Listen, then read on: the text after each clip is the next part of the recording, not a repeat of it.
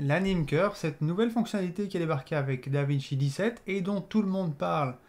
Mais est-ce que tout le monde nous dit tout ou est-ce qu'on en garde un peu sous le coude? On va voir ça tout de suite juste après l'intro. Parce que oui, on a une intro maintenant.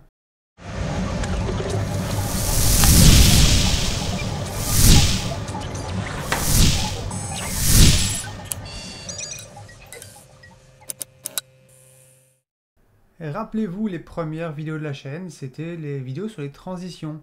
Et quand on faisait des transitions, on avait besoin de keyframes. Et bien, ce temps-là est révolu, vous pouvez dire adieu à vos keyframes, puisque maintenant on va utiliser l'Anime Curve. Avant de commencer, il faut savoir que l'Anime Curve peut être utilisé pour une transition, mais également pour une composition fusion. Vous pouvez récupérer une de vos anciennes transitions, vous la placez sur le clip, évidemment n'oubliez pas de laisser un peu d'espace avant et après, et puis vous rentrez dans la composition, soit avec un clic droit sur votre transition et ouvrir dans Fusion, soit dans le volet transition, vous avez un nouveau bouton pour directement y accéder. Une fois dans votre composition, vous pouvez dire au revoir à vos keyframes et les déliter sans état d'âme. Pour animer un simple paramètre, vous faites un clic droit, Anime Curve. Attention cependant, vous ne pouvez pas placer d'Anime Curve sur un paramètre à deux dimensions, comme par exemple le centre avec une donnée X et une donnée Y. Pour ça, on fait un petit clic droit et puis on sélectionne tout en bas le vecteur. Pour comprendre le vecteur, c'est simple, vous avez trois données, trois paramètres à utiliser. Et image aspect étant quelque chose que vous allez moins utiliser puisque c'est simplement le ratio hauteur fois largeur de votre composition. L'origine étant le centre, le départ de votre animation.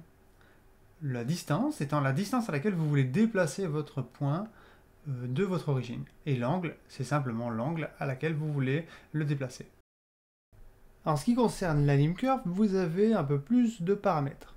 La source, c'est simplement la source de votre animation.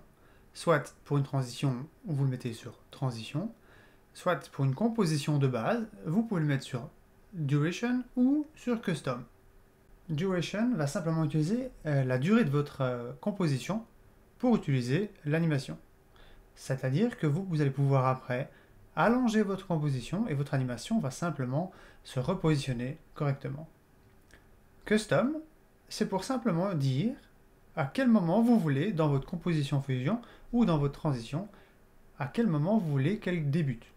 Pour ça, vous allez utiliser l'input en dessous.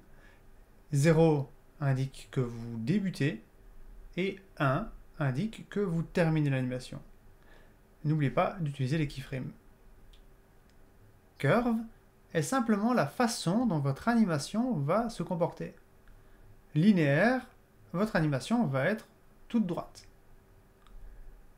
Easing, votre animation va utiliser un in et un out que vous pouvez sélectionner parmi non, sin, quad, cubique, quart, quint, expo, cirque, back, élastique ou encore bounce. Mirror est à utiliser si jamais vous souhaitez que votre animation revienne au début, comme par exemple pour une transition.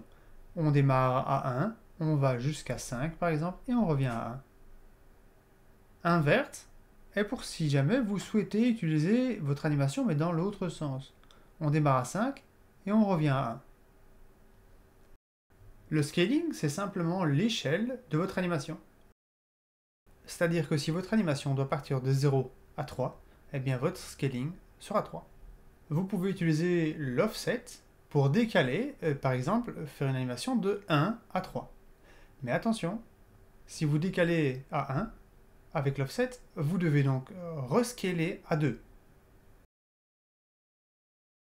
Clip low et clip high, c'est simplement pour clipper les données négatives ou les données au-dessus de 1. Timescale est simplement l'échelle du temps. C'est-à-dire que si vous voulez que votre animation aille 2 fois plus vite, vous tapez 2. Si vous voulez que votre animation aille 2 fois plus lentement, vous tapez 0,5. Time offset est simplement une façon de décaler votre animation en avant ou en arrière. Vous voilà devenus des maîtres en animation sans keyframe. Si vous avez des questions, n'hésitez pas, on se retrouve en commentaire. Et sinon, n'oubliez pas, si vous avez apprécié la vidéo, vous pouvez pousser le pouce bleu, ça aide la chaîne. Et on se retrouve bientôt évidemment dans une autre vidéo. Et pour finir, toutes les ressources dont vous avez besoin se trouvent dans la description de la vidéo.